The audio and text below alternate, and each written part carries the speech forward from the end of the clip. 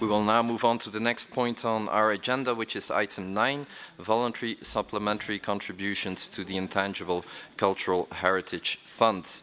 So we will continue with financial issues. I hope everyone still feels like discussing more finance.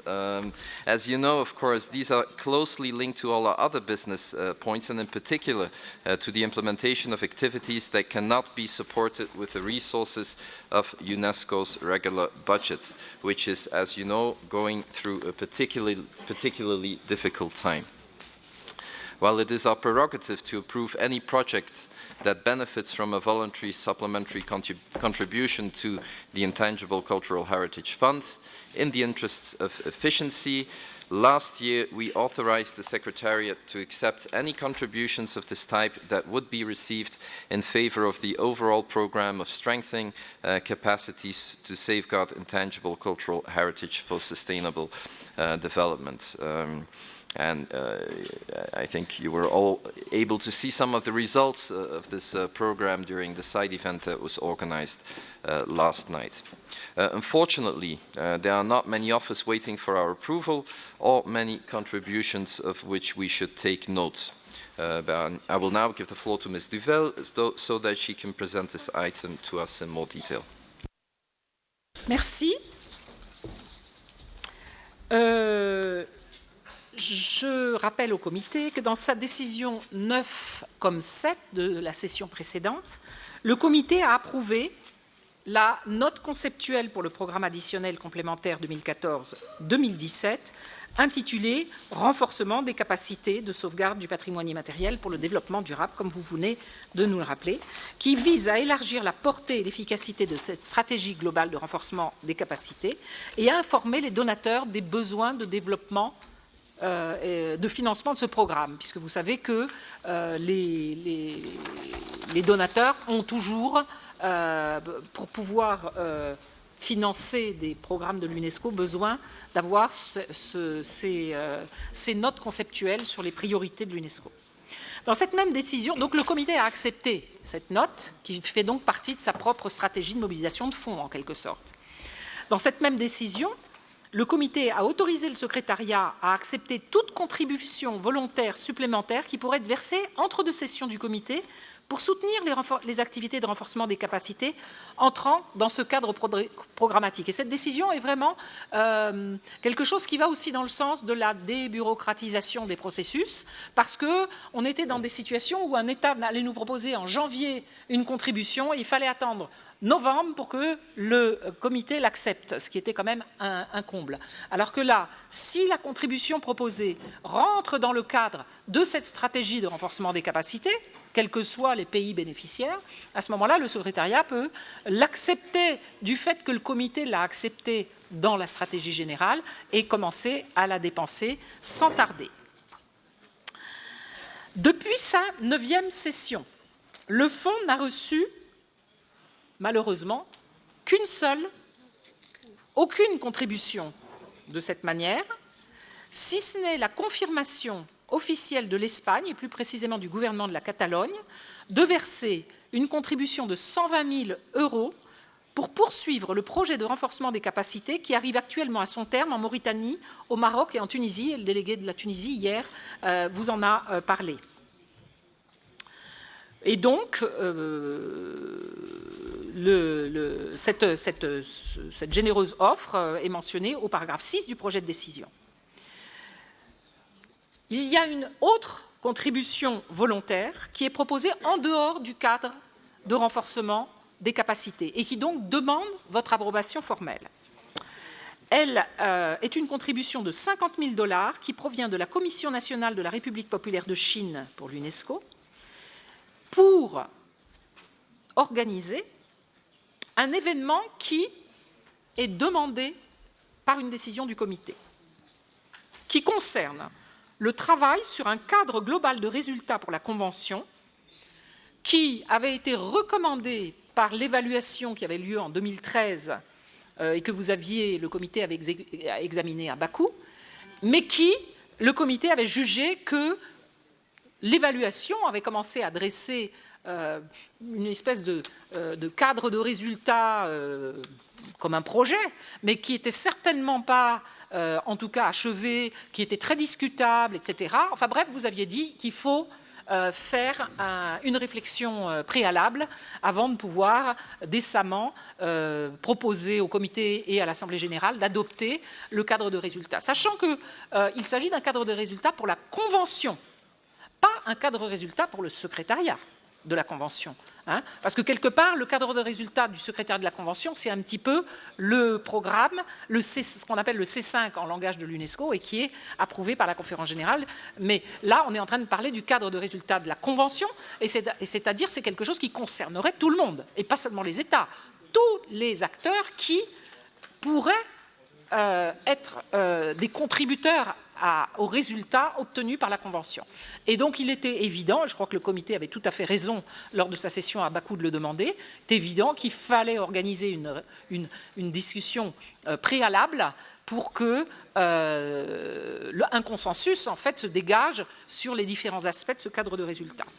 Donc la Chine a proposé 50 000 $, et suggéré par le secrétariat pour faire cette réunion, et nous l'avons proposé sous forme d'une réunion préliminaire d'experts, parce que le sujet est suffisamment complexe, je crois, pour ne pas sauter directement dans un processus intergouvernemental. Et donc, demandant la participation d'un cadre élargi, on va dire, d'acteurs à cette réflexion, la Chine a généreusement proposé d'héberger une telle réunion en 2016, et donc cette demande doit être formellement approuvée par le comité. Cette offre se trouve dans l'annexe 1 du document. Maintenant, l'annexe 2 du document présente la liste des contributions volontaires en faveur de la Convention depuis la 9e session du comité, toutes modalités confondues. Donc, nous avons même intégré dans cette catégorie les contributions en nature par le biais de détachement de personnel. Et les remerciements aux diverses modalités et aux divers donateurs sont proposés à l'article 10 du projet de décision. Vous allez voir dans le document aussi que nous avons mis deux figures qui sont assez parlantes et qui ne sont pas nécessairement très réjouissantes. La figure 1, qui se trouve entre le paragraphe 6 et le paragraphe 7 du document, illustre l'évolution du soutien volontaire au programme global de renforcement des capacités. Et vous voyez que les perspectives pour 2016-2017 sont plus qu'inquiétantes, puisque à ce jour, nous n'avons des perspectives que pour moins d'1 million, quand, à un moment donné, on a pu bénéficier de sommes beaucoup plus importantes. Alors, ce que moi j'ai cru comprendre, parce que toutes les choses sont liées par rapport à ces choses financières, c'est qu'il y a des donateurs, que je ne citerai pas, mais qui se reconnaîtront peut-être, il y a des donateurs qui se sont dit, mais puisqu'il y a tellement d'argent dans ce fonds du patrimoine immatériel, on ne voit vraiment pas pourquoi on va faire des donations additionnelles, puisqu'ils n'arrivent pas à dépenser l'argent. Donc, on avait beaucoup de peine à expliquer, oui, mais ce n'est pas nous qui dépensons cet argent, c'est les États qui doivent le demander. Et tant qu'ils ne le demandent pas, cet argent ne peut pas être dépensé. Alors que nous, en tant que secrétariat, quand vous nous donnez de l'argent en ce qu'on appelle earmarked, des contributions dédiées sur, je ne sais pas moi, l'Azerbaïdjan qui a proposé sur, je crois c'était le Bangladesh et le Guatemala, si mon souvenir est exact, bon, ben, une fois que l'argent arrive, on met en œuvre, il n'y a pas de problème de mise en œuvre. Donc, je voudrais quand même réattirer l'attention des donateurs sur cette question, même s'il est clair que ce dont je vous ai parlé au point précédent, cette ouverture de l'assistance internationale, va sans aucun doute ouvrir des portes et élargir les perspectives de soutien, il faudra quand même qu'un État le demande. Quand les earmark contributions, vous voyez bien que c'est l'État qui soutient soit du renforcement de capacité, soit un besoin du comité, et où le secrétariat peut agir immédiatement. D'accord ? Je demande encore donc aux donateurs de bien vouloir le considérer et ne pas considérer indûment que la Convention du patrimoine immatériel est très riche, puisque le fonds a un solde de plusieurs millions de dollars non dépensés. La deuxième figure est tout aussi triste, Elle est la figure 2 à la page suivante, entre le paragraphe 8 et 9, et concerne l'évolution au soutien volontaire concernant les ressources humaines. Et là, je continue à le dire, hein, ressources humaines, y compris les contributions en nature que nous avons pu chiffrer. Un gouvernement qui nous donne, qui nous prête quelqu'un pendant 2 ans, ça peut être chiffré en termes de coûts. Alors là, il y a eu un grand élan de générosité en 2010-2011 et on voit qu'au fur et à mesure, les choses s'érodent et les perspectives pour l'année 2016-2017, enfin sur le biennium, sont d'1 demi-million, c'est-à-dire extrêmement inquiétantes.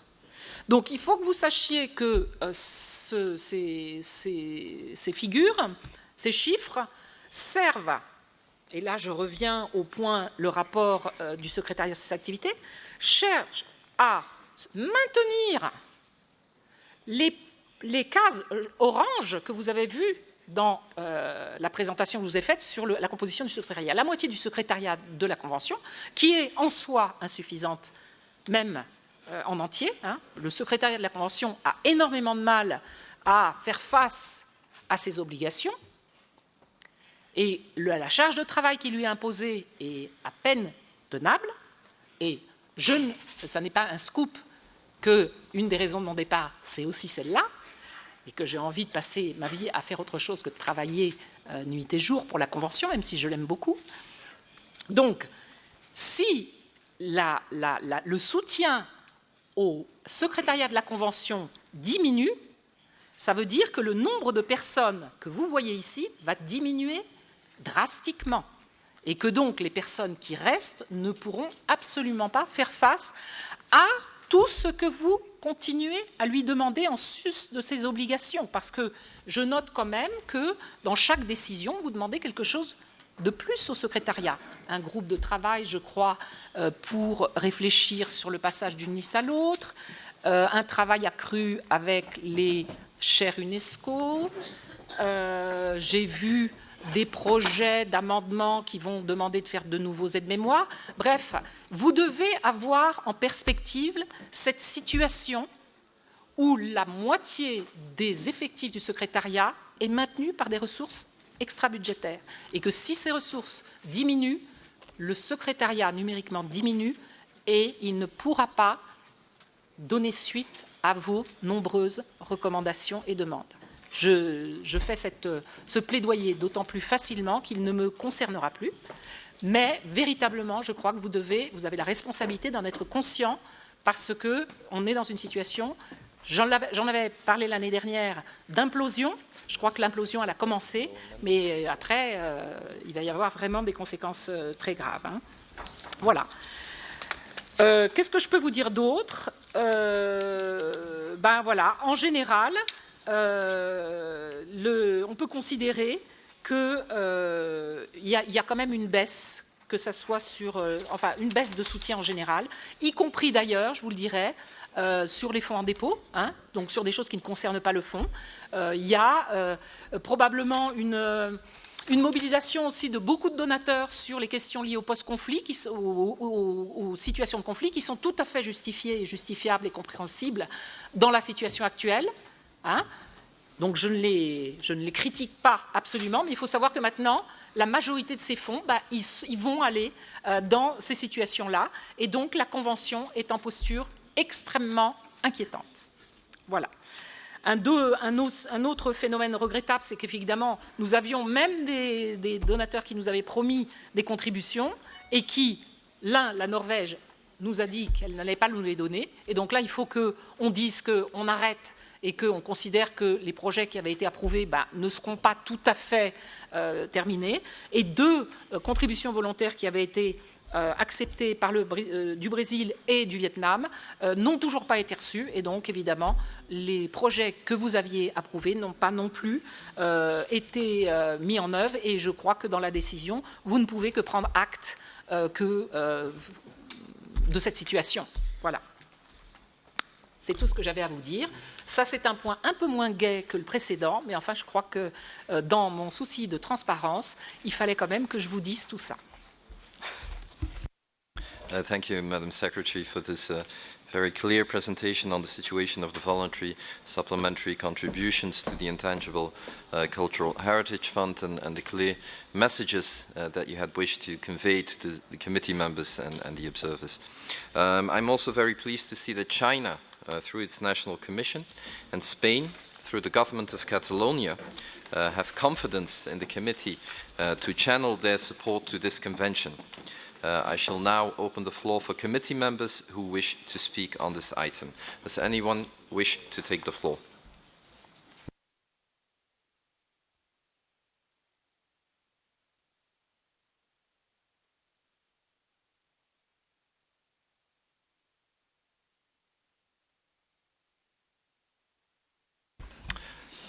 I see no requests for intervention. So I will now turn to the donor countries who might wish to take the floor on this item.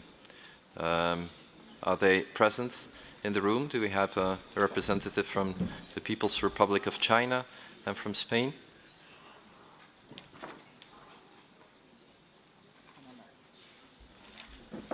I see no request for interventions.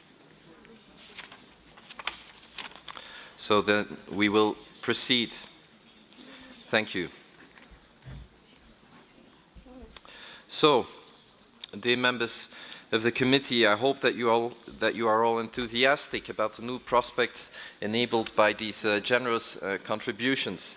And before moving to the adoption of the decision, I would also like to express my gratitude to those who provided their support to the convention and its secretariat since our last session.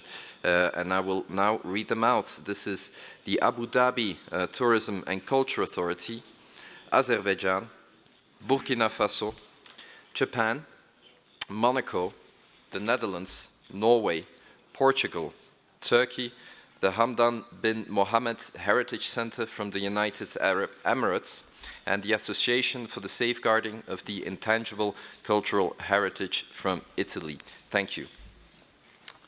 Let me point out that that 7 of these donors have chosen to support a funding mechanism that is key to the proper functioning of the convention in all its aspects, its governance, as well as its implementation on the national level. It was mentioned also by Madam Secretary, the subfund that was established by our General Assembly in 2010 in response to the already modest human resources of the Secretariat at that time. So I am all the more grateful to the Secretariat, as the subfund has only received a quarter of the requirements identified by the General Assembly since its creation. So this leaves a significant shortfall. But I do sincerely hope that others will follow this example, and that with contributions from every state party, each at the scale, of course, of its own ability, we can give the Secretariat the necessary resources to provide us with the excellent services that we have had up to date. With this note of hope, let us now move on to the adoption of the draft decision in document 9 as contained in paragraph 11. Can we see it on screen, please?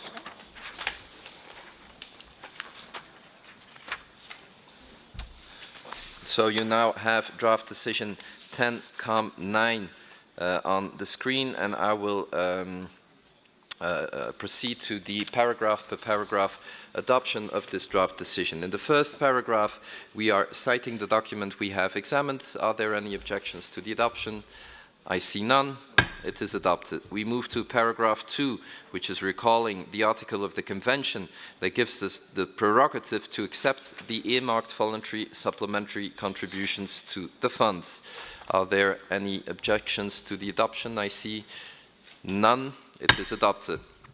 We now move to paragraph 3. In paragraph 3, we're just recalling the decisions that we took earlier. Do we want to recall our previous decisions?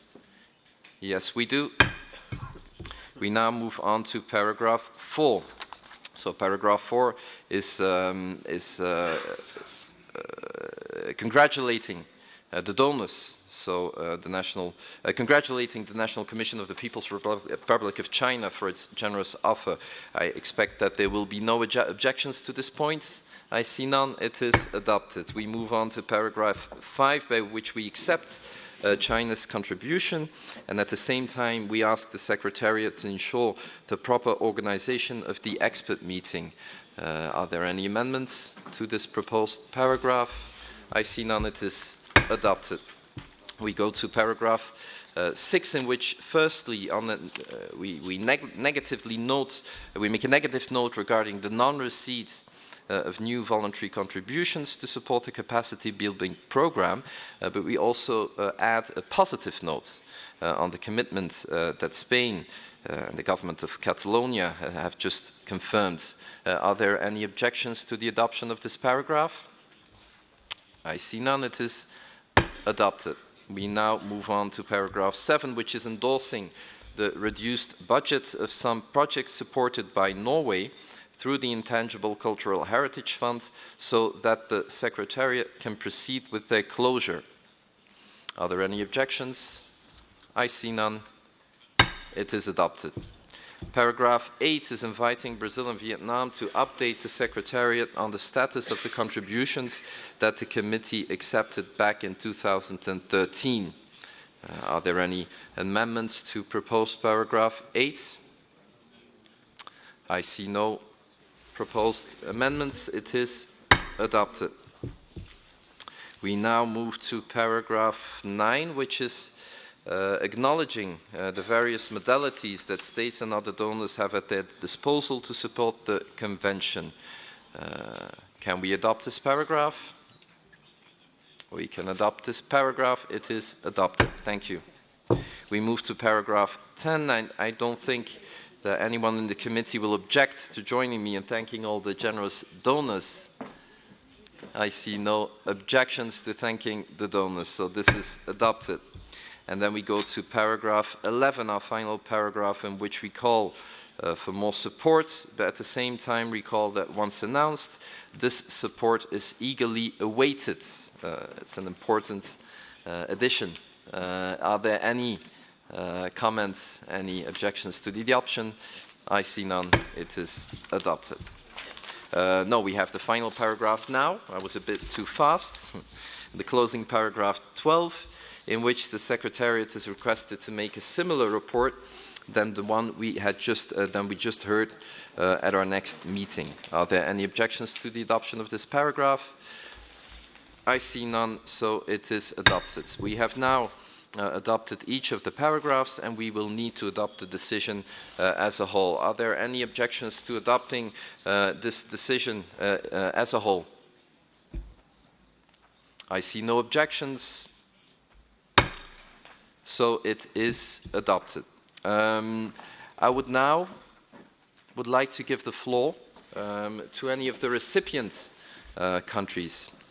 I would specifically like to invite Morocco and Tunisia, since I believe, and I'm looking into the room right now, but that Mauritania might not be attending this committee sessions. Would any of the recipient countries like to take the floor? I would like to invite them right now.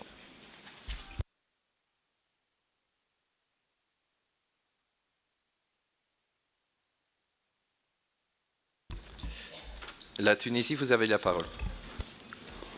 Merci, Monsieur le Président.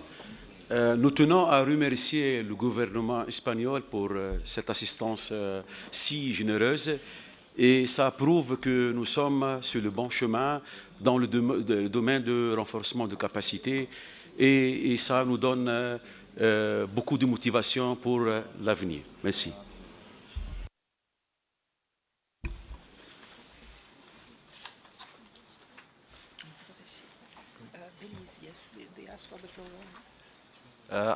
I recognize Belize. Belize, you have the floor.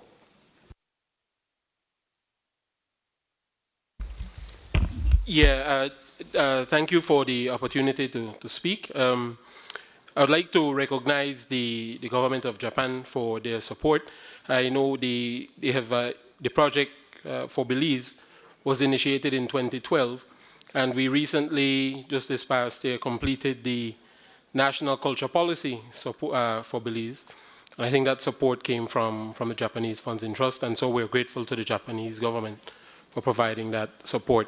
And so in going forward, I know in Belize we will be moving toward the implementation of the national culture policy in 2016 and for the next 10 years.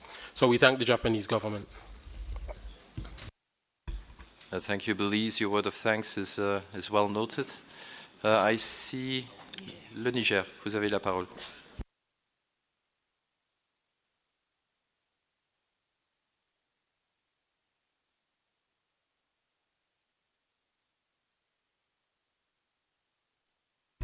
Niger, you wanted to take the floor? Oui, merci, Monsieur le Président.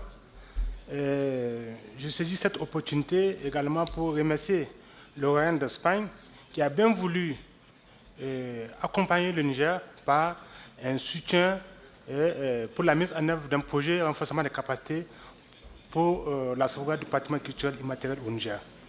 Je dois préciser qu'à cette occasion, cet appui nous a permis de renforcer les capacités en termes de formation et sur la Convention de 2003, sur le travail d'inventaire participatif, mais également ce fonds nous a permis d'être dotés en matériel informatique et audiovisuel. Et je rappelle également, à travers ce fonds, c'est toute une dynamique qui est mise en œuvre pour le travail d'inventaire sur 2 sites pilotes. Ce travail est actuellement en cours et que, plaise à Dieu, nous comptons le boucler d'ici fin décembre 2015. Donc c'est l'occasion pour nous, au nom de notre pays et au nom de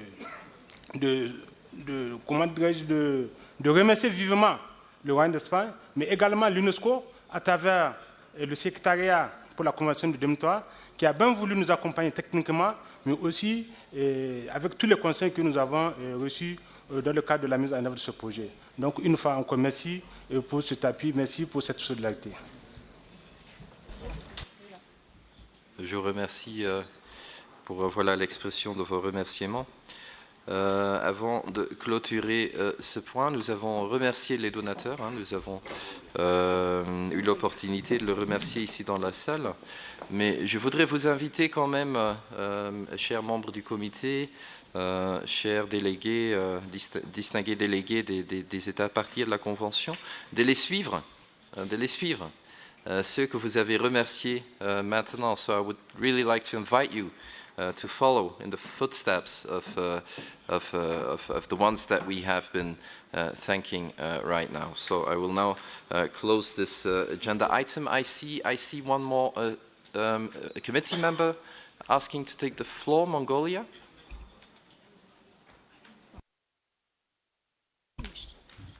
Okay, then we will now close this debate. Thank you very much.